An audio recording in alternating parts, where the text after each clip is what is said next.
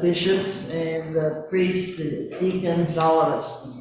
And it's a very, as you can imagine, incredible service at, those of you that have seen the chapel at Camp Allen, it's, that whole ground level is full.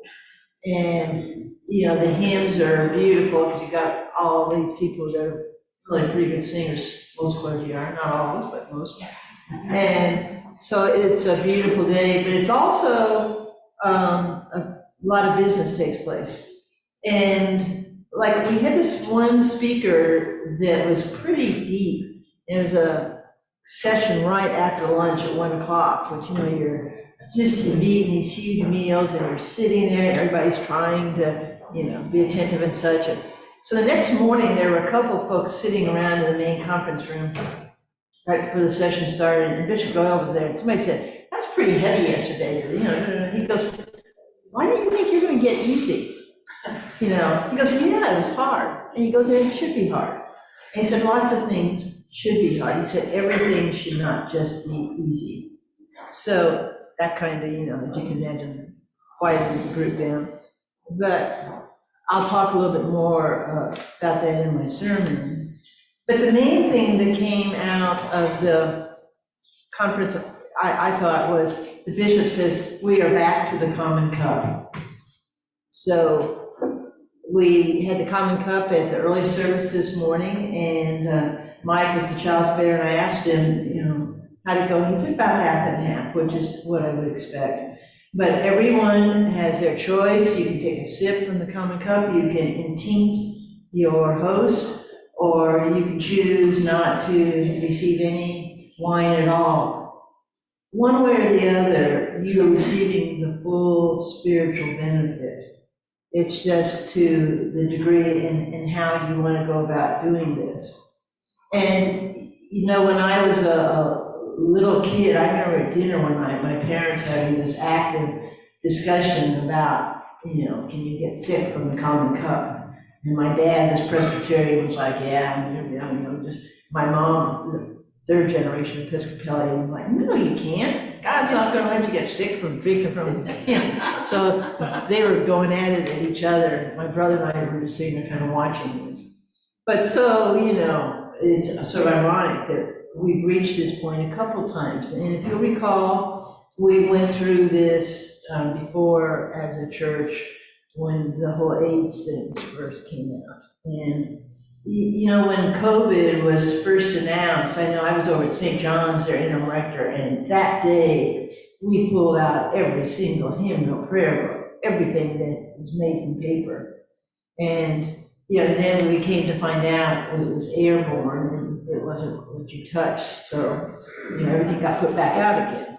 And, you know, we've all been going through this at the pace that we can with what we know. And something interesting, the bishop said that March, which was what, 2020, he said, this is gonna last 3 years. And so, you know, when we come up to March 2024, hopefully his prediction is pretty spot on, and, you know, we're at the tail end of this, whatever this is. So I just want you all to be aware that this is what we're going to be doing, and there might be some concerns. A bishop I once served with, he would not allow any congregants to intinct. If you wanted to intinct, you left your host sitting in your hand, and whoever was the chalice bearer came along, took the host, that person intincted, and either put it back in your hand or could pop it in your mouth, whichever you wanted. His theory was that more happens when you let everybody intinct themselves, because inevitably people accidentally get their fingers in the wine. So, you know, there's different pros and cons of doing this, but I just wanted to let you all know why, you know, we'll be doing what we're doing. Any questions or thoughts or comments on it?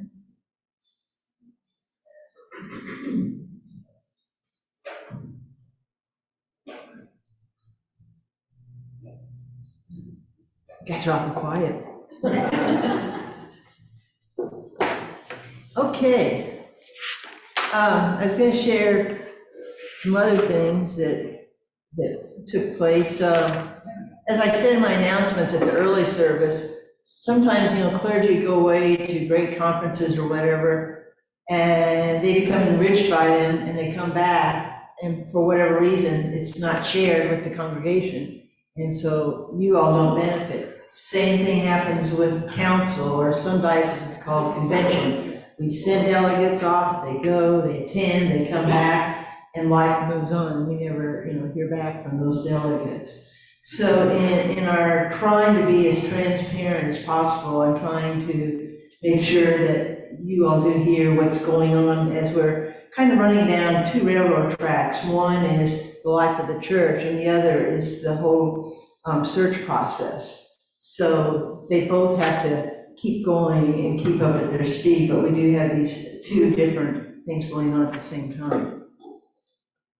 First of all, I'd like to talk a little bit about stewardship, and I'll mention it in my sermon. We're doing it a little bit different this year. There's not going to be a specific Sunday when everybody brings their pledge card up and puts it at the altar. We're going to do it a little bit differently. You should have received a letter in the mail, and it's from your senior ward and myself, and there's a pledge card in there.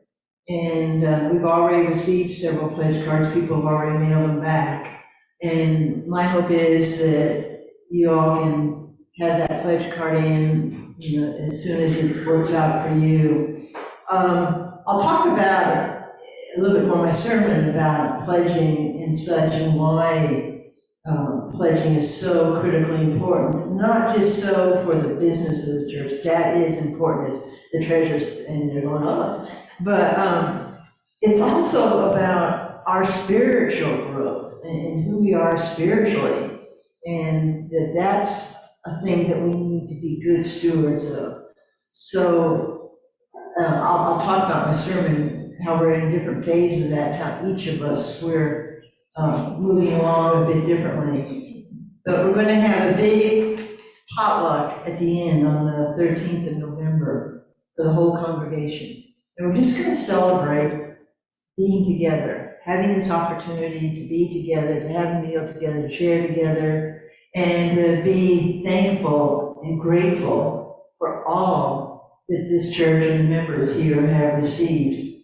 So that's where you'll see on the cover of your bulletin, if you haven't been to church yet. A couple of you all have the logo that's on the front there, and it's from the hymn, give thanks with a grateful heart. And I think we all have a lot to be grateful for. So, moving on, there's going to be in May of 2024 a family diocesan retreat. And it's going to be at Camp Allen, and it's going to be the whole diocesan family. Everybody in this diocese is going to be invited. And you see the looks on the staff's face like, we can do what we can do. But to keep that in mind, we'll be hearing, more about that. In other words, some of these big key items, the calendars are already, filling up with what these big events are. If anyone is even thinking or considering or discerning going to seminary, the deadline for that is September 1. And then there's going to be a discovery weekend. And discovery weekends are, or if you're discerning a call to the ministry, discerning a call, really almost anything at that stage in your life. And these have usually been for young adults. Well, they're going to have one in February for youth, which I think that is really neat, to be able to have junior high and high school age kids have a weekend about that. I would love to have gone to that, because I kind of messed around for a couple decades trying to figure out if I was going to go to seminary or not. And I think that's really a neat opportunity that's going to be made available.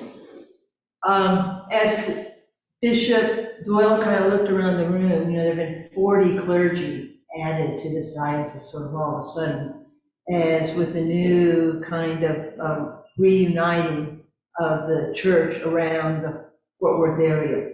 And there's 14 churches up there that are still part of the Episcopal Church. They have a temporary bishop, an interim bishop, so to speak. I forget what his official title is, it's different, but they have now been brought into the Diocese of East Texas. Now, originally, the Diocese of East Texas was the whole state, and then it was broken down into smaller dioceses as the state grew, as the church grew. So it's not like, creating a new space or a new group. These people, they were originally part of the Diocese of Texas. And if you can imagine, they're a pretty beat up group, but incredibly strong, because there are no assets in that. It's not even called a diocese anymore, it's called the group, the church of, because of the legal dealings that took place, and 67 churches left, and they are with the Anglican Church up there. And the 14 that stayed Episcopal lost their property also. So they literally, were meeting where they could, doing what they could. And so it was nice to get to meet some of these folks, and it's a kind of daunting clergy conference to walk into the first time, because it's such a huge diocese and such. But Bishop Doyle also said he is starting up a clergy conference for retired clergy, because I think he realizes his numbers were about to not fit in the Camp Allen. And so they're going to have in September this clergy conference for retired clergy, which is a good idea, and I think it's going to work well. Any questions at this stage? You said 2024 for the family, did you mean 2023? No, 2024. Okay, so it's a year and a half out. Yeah. It's going to take some planning. So when you hear about that, when you go, oh yeah, I remember Ann said something maybe about that. Rand, you said the 13 churches go to the Diocese of East Texas? So they're going to be part of our diocese, Diocese of Texas, yeah. So that was the celebration. It's actually contiguous. That group geographically touches the existing diocese too. Yes, sir. I have to confess ignorance. What you're referring to, something happened in Fort Worth, and I don't. That was what, it's what has already really transpired there, and this was the remnant, what was left of the Episcopal Church, because, there was the breakaway, and when Bishop... I don't know what was the breakaway about. It was with Bishop Iker, and that's a whole long story, but the end of it is that the remaining Episcopal churches there are going to now, they're part of this diocese. So, and there will be an office up there, just like there's an office here in Austin, Texas, there's one in Tyler, and there's going to be a bishop at that office also, just as we have Bishop Ryan here with us in Austin. That's cool. We go up to Denton or Whites County a lot, so if you go up to 287, there's some cool churches. Part of these churches are some cool old churches. The one in Stephenville is there by, it says Tarleton State, there's a university there. Yeah, it's cool, it's got an old red door, and it's a neat little church if you ever go up 287. In Hamilton, Texas as well, we have a little church, it's neat. I remember that happening, but what year was that? No, I'm not even sure either, because it got so stretched out, and then the legal ramifications when it just finally, the decision was made, that property went with the Anglican Church. So The time the court case started at least before 2008, because our church, St. Andrews in Fort Worth, where we attended, was on the other side, and our church won the court battle to keep their property, but they were staying with the more conservative. They were breaking away from the Episcopal Church. Right. And same with the Anglican side. they all got to keep their property, is our understanding. This remnant group has no property. So. Do we own our property? Or does Diocese does.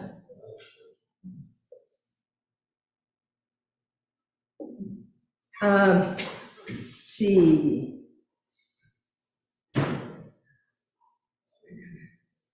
Oh, there's something called the parochial report. And you're lucky if you've never had to mess with it, but you need to know about it. Every Episcopal church in the United States files a parochial report every year. This is so that we count apples and oranges and such. And obviously, it's been difficult figuring this out with, online services and such. And you all have diligently kept track of how many have watched the services, as has hopefully all churches. But the interesting part is the parochial report will not include those numbers. Those numbers will be separate and apart.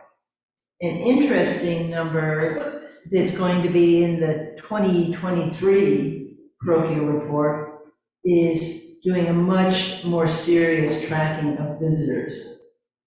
And first-time visitors, are they still here, 5 visits later?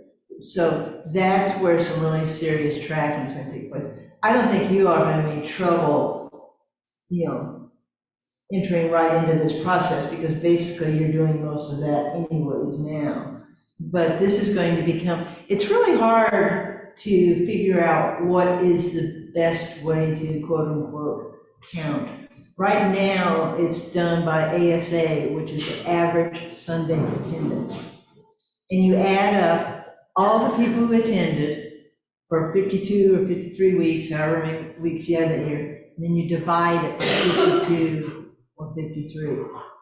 So when an average Sunday attendance drops, that doesn't mean just one person less came. That means one person times 52 weeks less came.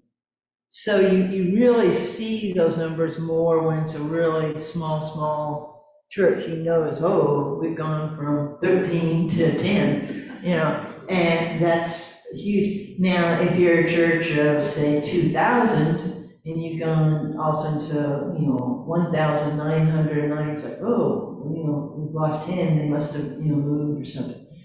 But what's going to be used to really be the serious thing to look at now is going to be visitors. And to keep a better sense of number of burials. And not just our church, I'm sure you're aware, we've had a lot of funerals in the last, 6 weeks? And everyone was there with that same story. There have just been a lot of funerals. Now, obviously, some were postponed because of COVID and playing catch up, but that's a number that is in the parochial report. There's all kinds of things in there, how many confirmations and such. And typically, that red book that's kept is kept in the vesting area of the clergy, because you are to sign that. The clergy person is to sign it after every service that you do. So it's kind of an important book. So if you're ever in there for any reason, that's what that red book is. That provides the data for filling out these famous parochial reports. They're due into the National Church on March 1. The thing about the parochial report, half of it is about attendance and such, but the other half, the treasurer usually gets to do, because that's all the finances of the church. All of that is put out there. And the church, in their efforts to try and keep things as transparent as possible, you can look up any church's finances in the Episcopal Church through the parochial report records.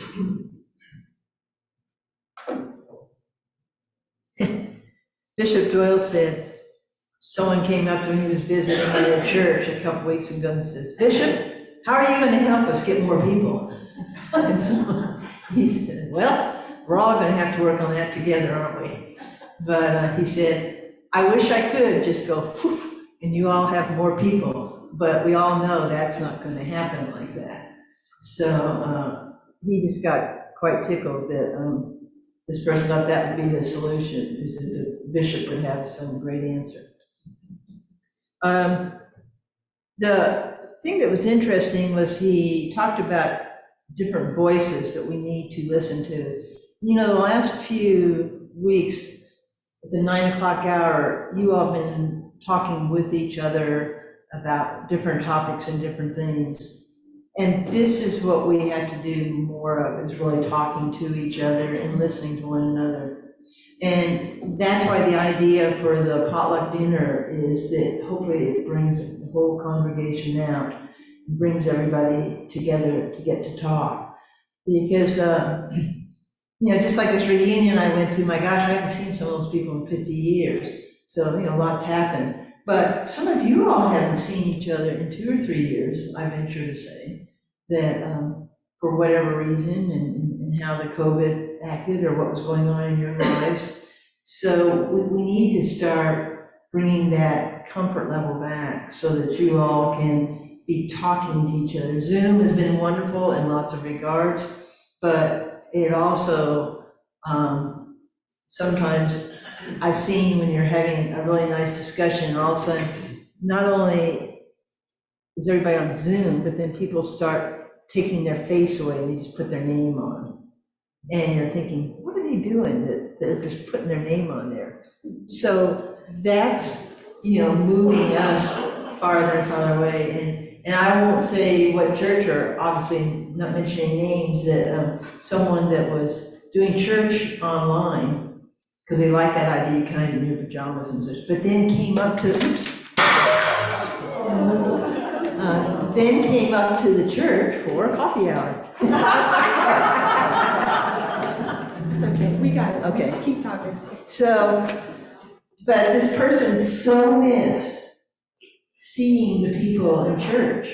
And, thank you, Nancy. They said, well, this is one way to get to see the people again, was at coffee hour. So like you are getting to see each other, and there's a little group in there, and there's a group of young parents upstairs.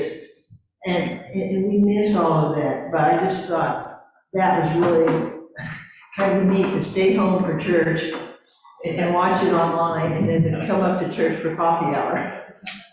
But,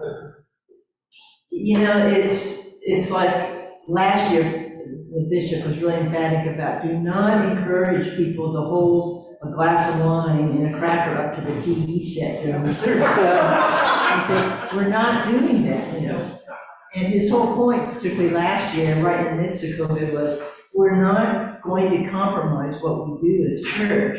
We're going to wait until we can return back to being church, but that we're not going to start trying all these other different things. So, thank you all.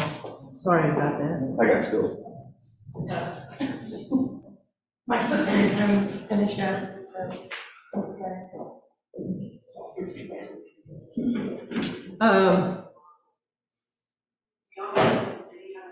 See what else here is.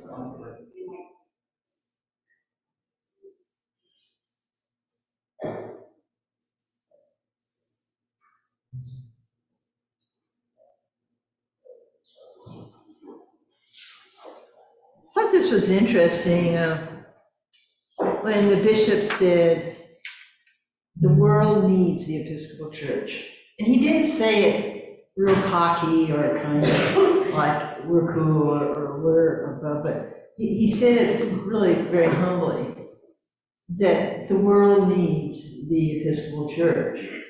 And I think that was more kind of a response to all the different things that are, going on in the world, that the work that we can offer through the church is critical. And I think we saw that, particularly in the United States, that time period between 2003 when, or 2004 and 5, I guess it was, when Florida got hit by those 4 hurricanes. And to try and do faith-based any kind of thing, you just could not get permission for it. The government was just really kind of dragging on that. And then boom, next year, Katrina hit. And they realized if it weren't for a lot of the faith-based issues and work and shelters and work, things would not have gotten done. And there was all of a sudden this realization, yes, the faith-based groups are needed, the churches are needed, the Episcopal Church is needed. And I think that was a really a big aha moment for us in ways that you don't really realize unless it's probably impacting you. And I know when the fire chief came over to me right after Hurricane Charlie and said, Ann, can we make, St. John's a shelter? I said, of course. And then an email that I got this past week is a friend that they completely lost their house and everything. But the email's not about the house, it's about how generous people have been. And the one example that kind of got me was, he said that they got new clothes from a dry cleaner who has this section of clean clothes that are never reclaimed. And so the dry cleaner said, you all look through there, and whatever's in that never reclaimed section, you can have. But just imagine literally, you're starting over from that level, and the Geek Squad, they said, was incredible because their computers were all flooded out, and the Geek Squad was still able to get the drives out of the computer. So the email is all about all the things to be grateful for. And I think, we can be equally as grateful that these people are doing things for those that are in need. And so how are we called to do that? And again, it brings us back around to stewardship, that the budget cannot be planned for next year unless there's some idea with the pledge cards. When something else comes in, it's always wonderful and great. It's like, one church I was at, it was the evening service, and only one person showed. And it's 5 o'clock service, and we'd already done 3 or 4 in the morning. And I thought, oh, we're gonna do the service, the two of us, when 2 or 3 are gathered. And so when I was picking up after the person left, we always just put a plate on a little table. There was a check for $1,000. And so you just never know when the church is needed. And when people are going to be, giving back with a grateful heart. And this is probably an incredible gift you could give for your, this new chapter, fresh start with your new rector to come here and say, wow, yeah, we just knocked up the pledging record from last year and from the year before. And yeah, let's go, this church is ready to go. And that's a hope I have for you all, that you're able to say that to your new rector, whoever they are when they come. He says, yep, we're good to go here. So that puts it in everybody's hands to see how we can get to that point. Because folks, it's really hard to be building a budget when you have no idea, what's going to be coming in. And I'm one of those ones that makes it hard because I don't pledge when I'm doing interim work because I never know for sure how long I'm going to be here with you. But while I'm here, I would like to give to you. But if you all can help with that, I think it's going to truly make this potluck dinner on the 13th really a great time of celebration. And what you all have been through between COVID and transition and losing a rector and searching for a new one, it's a lot of work. But it's gonna all, I think, work out beautifully. It's just, this is the hard stage right now. We're kind of, like what Bishop Doyle said, it's not gonna be easy. Some things are supposed to be hard. So he gave us 3 things to do if we do nothing else. This is a bishop talking to all the clergy. He said to pray, to read the Bible, and to be together. And so his hope is that we as a diocese keep working on it. He says, I'm not talking about praying on Sunday. He says, I'm talking about those other 6 days. And he said, we've got to all keep praying and reading the Bible and being together. And we all know it's hard being together when we're at home. And we're watching it on our TV screen or on our computer or on your phone.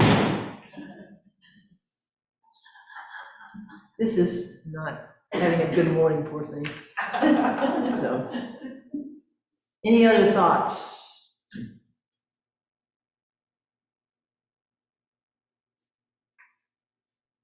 Well, if you all wouldn't mind, what I would like for us to do this morning is 2 people get up and move to any other table, but every table has to give up 2 people and find another table to go sit at.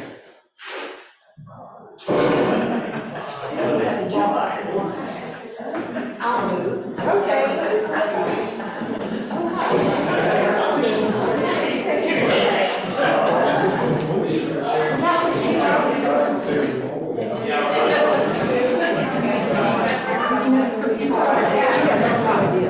That's a good idea.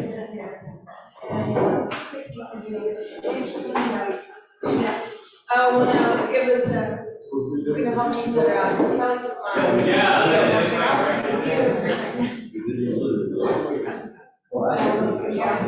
Now, hello. Have you all got settled into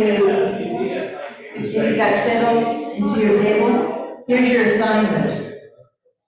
Your assignment is to listen to each other.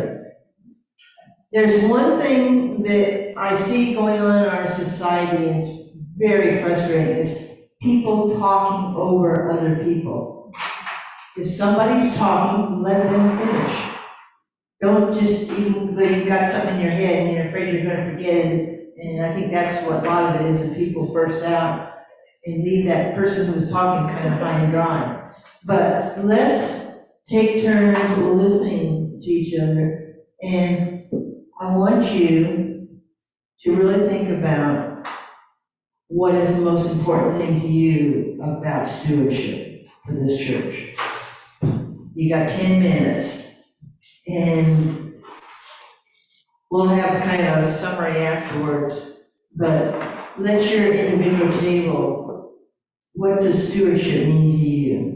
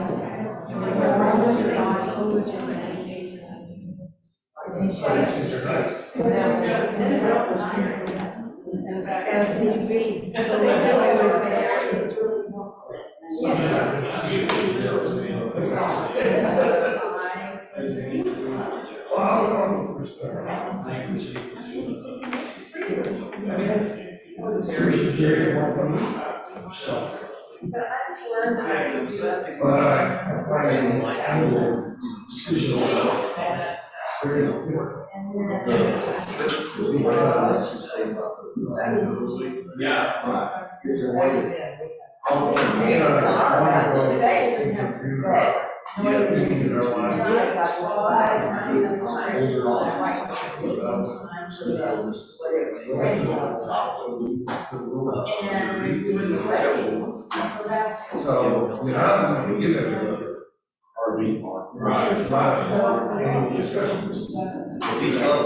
everybody, take a dollar here and there, here and there. what portion of that is For us. Somebody else does the work after we get it. I didn't know. It's a lot of us. I was more We don't have that.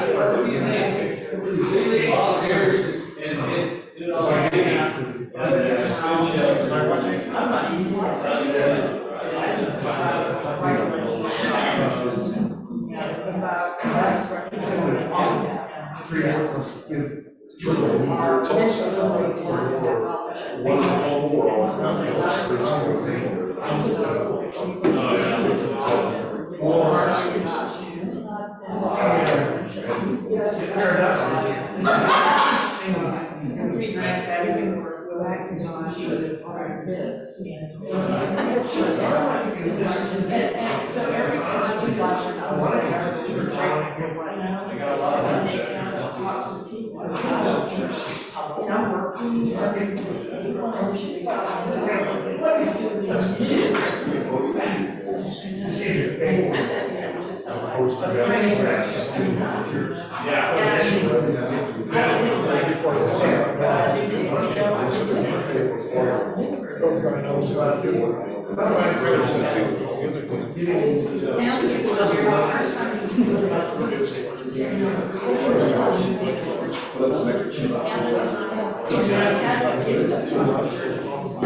Hi, how you doing? Good.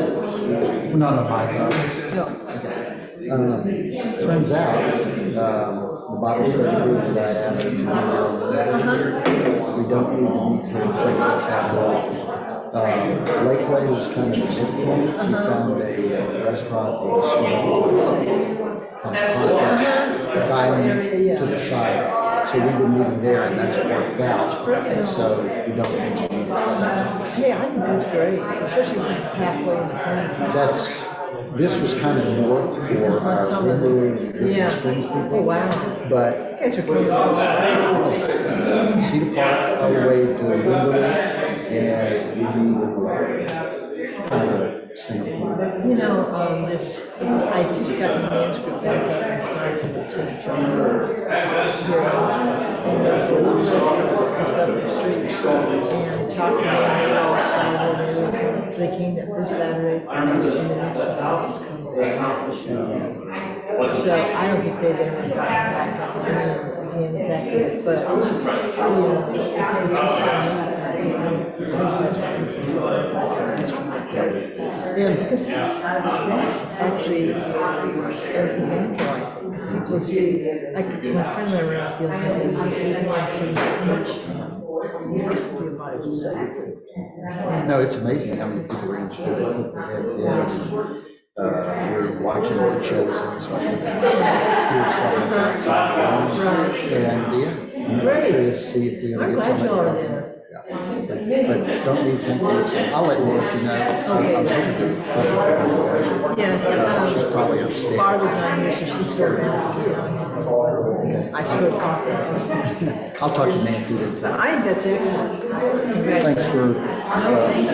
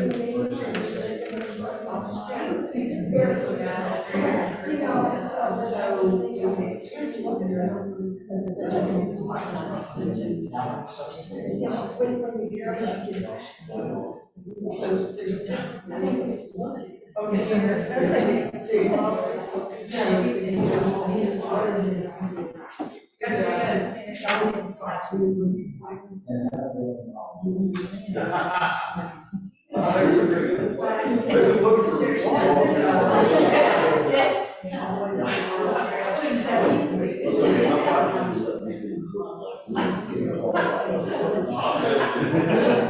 put it in the wall.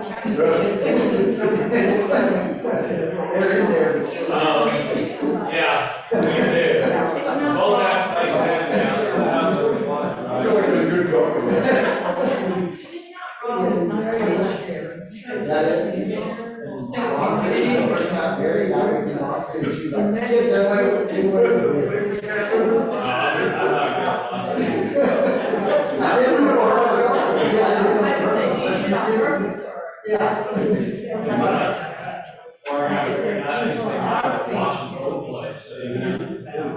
I remember Kim, third nation of the basketball.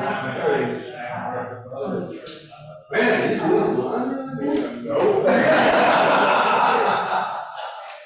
He's one of those 95 cents. Is it way out to do? Then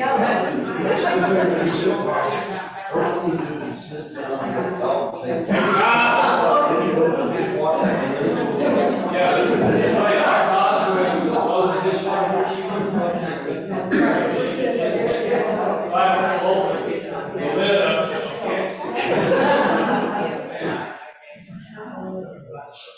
Yes, that's cool. Yeah, I'm not sure.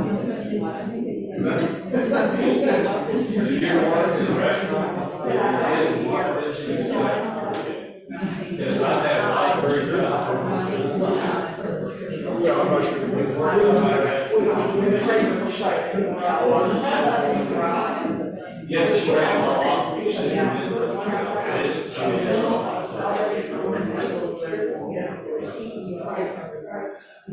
I did that job for 2 weeks and I got promoted to assistant.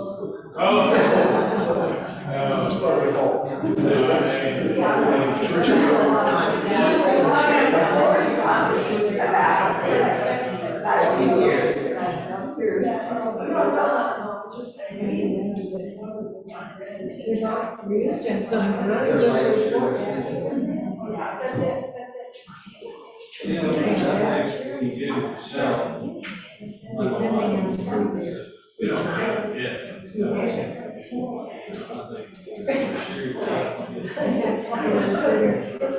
I think the report was necessary. I've already employed, I don't know if I've ever, I just, you know, to work. This guy. They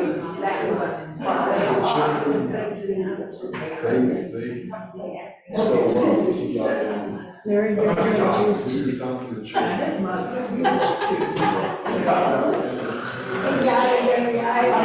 Crossed every T. Why don't we try and kind of wrap it up in 2 minutes here? If you could pick out who's your speaker for your table.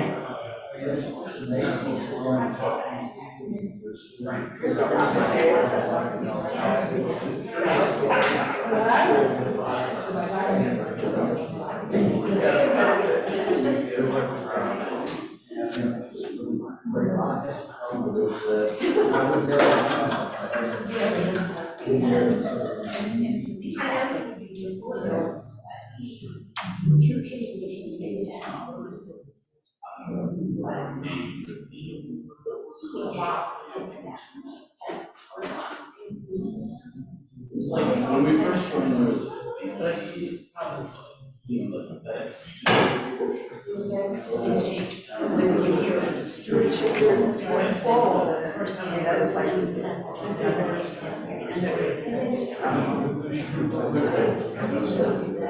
Okay, we're gonna start with the table in the back corner there.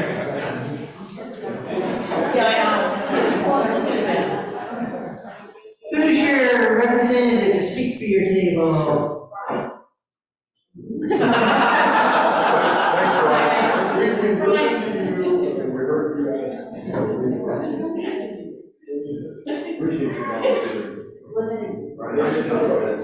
They all voted for you.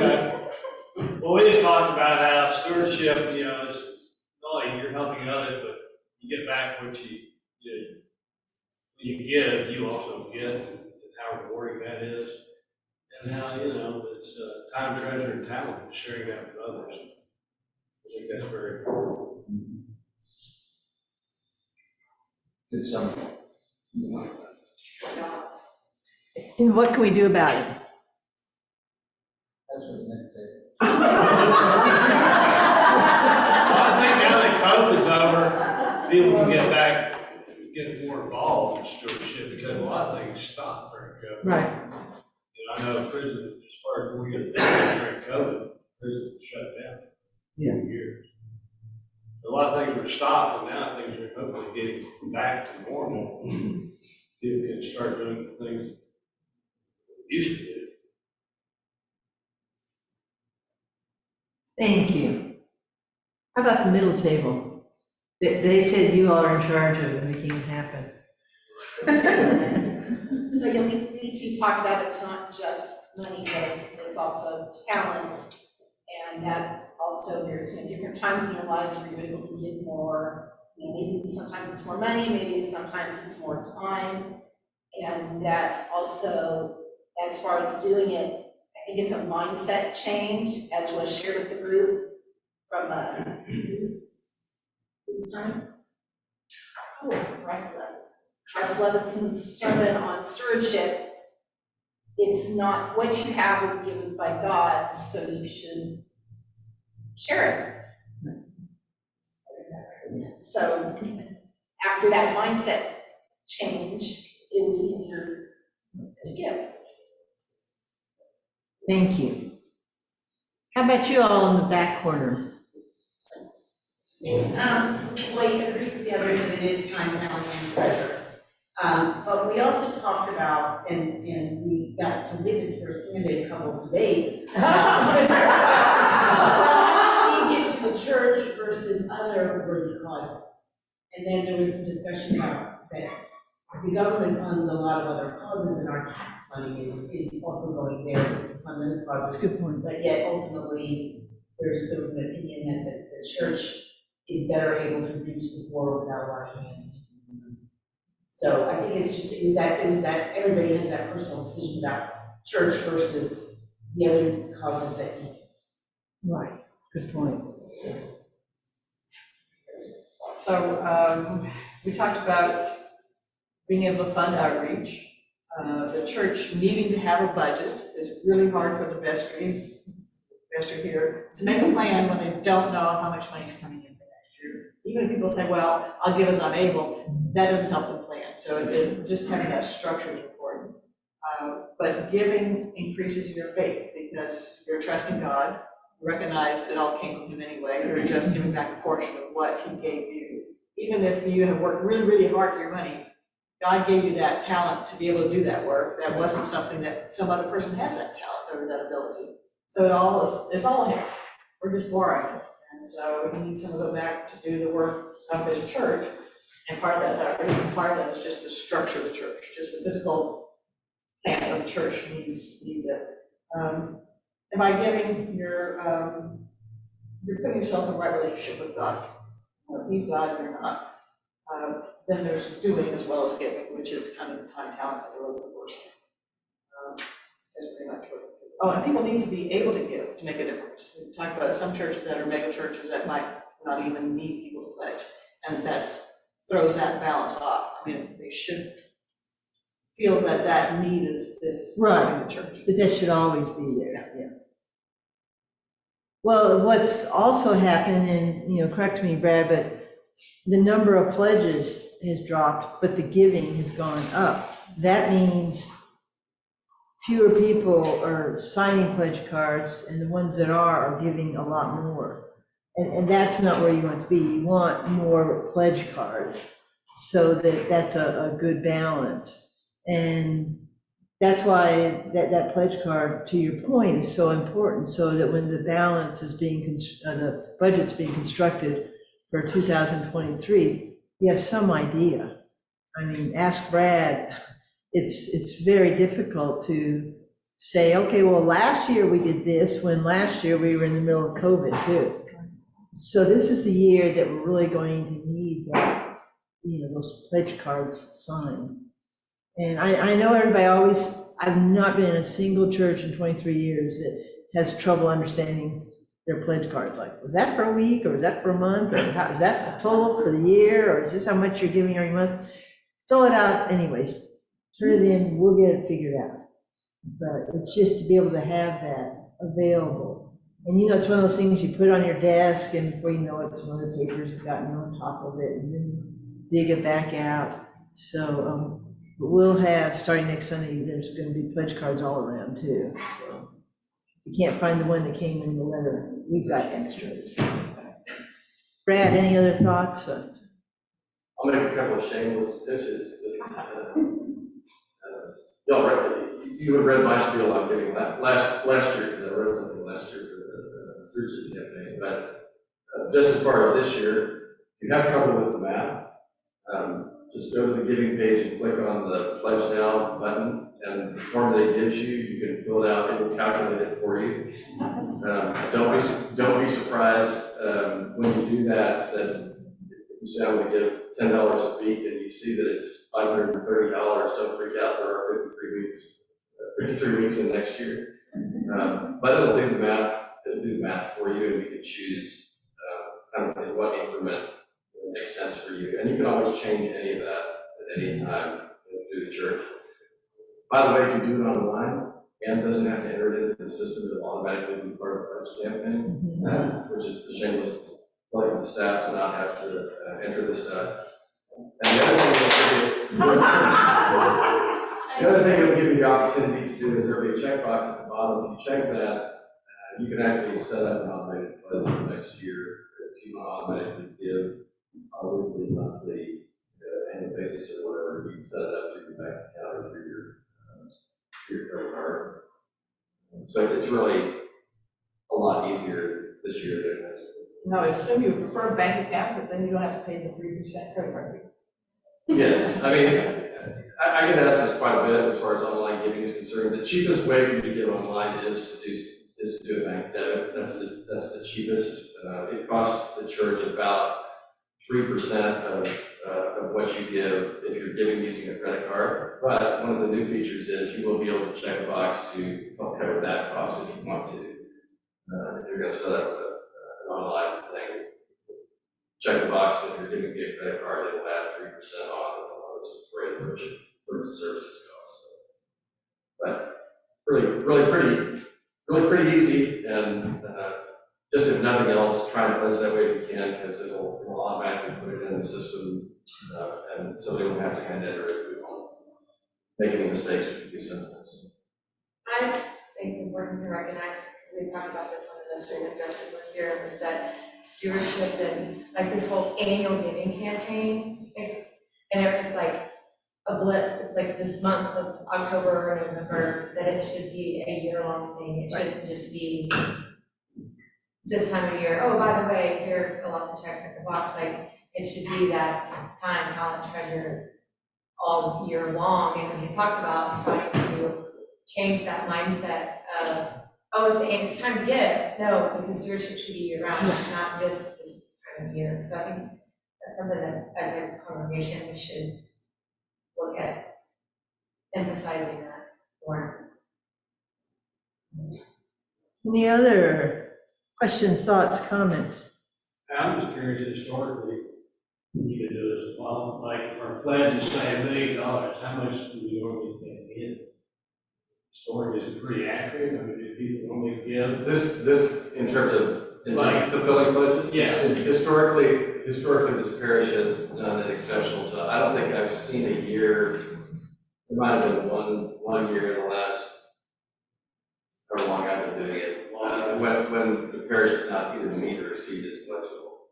So people are pretty faithful about when they make their pledge, filling that throughout. And, you know, to be honest, things happen in people's lives, so sometimes, you know, I pledged $1 million last year, I didn't make $1 million, great job. But something happened and I could only, only fulfill 900,000. It always seems to be, that always seems to, God has a way of evening that out in the parish. I mean, things happen, and, God knows that there are things happening in people's people's lives. So other people are blessed in other ways, and other people are challenged to just go deep. So that's your question. This church is very faithful about filling its budget. What's the ratio between pledges and membership? So membership is the funny number. If someone could actually Define membership. which number they're going to use for pledging, but the average, I can tell you that the average pledge for the parish is between $3,000 to $4,000 per pledge based on the number of pledges. I think if you said that we had 300 people, active people on our rolls, we typically have 100 and some change pledges each year. That's kind of where we're at right now. So, there are people that aren't pledging, and people have different sort of philosophies. There are a lot of people who don't like the word pledge for one reason or another, and don't want to put it because they think it's, I guess, a contractual obligation. I guess the other thing I'll say is I just finished the audit, which took 3 months. One of the things that we do as a church, and it's different than a lot of nonprofits and nonprofit accounting.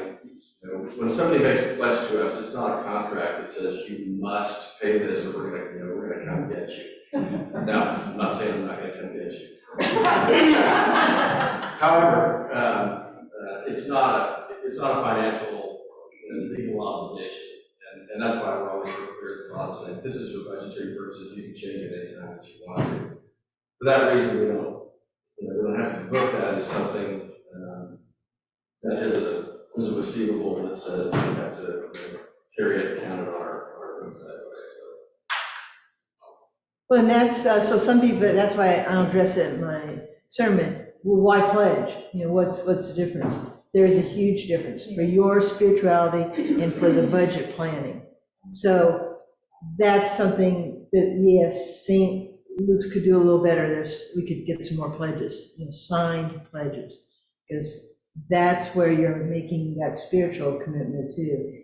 And like Brad says, stuff happens that some years you just can't do it, that other things are going on. The question that came up a little bit between giving for, say, Nature Conservancy instead of the church. We're a part of this family, and so I think this family should be receiving, instead of saying, okay, my pledge went to Nature Conservancy, well, that really didn't help our outreach work, paying our staff or such. So that's great, and I do that too, give all our things, but I think of that as that's here. And the pledging units are usually, keep in mind, that's a family unit. That's something a family does. It's not, sometimes you'll have a couple that the husband does a pledge and the wife does one, but typically there's one pledge per household.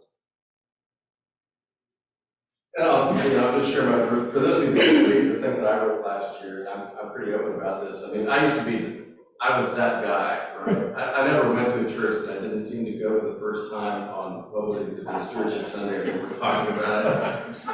And I remember every time that I've done that, my attitude at that point in my life was, I'm barely in the door, and they're already trying to stick their hand in the and I'm now the acting treasurer for a church.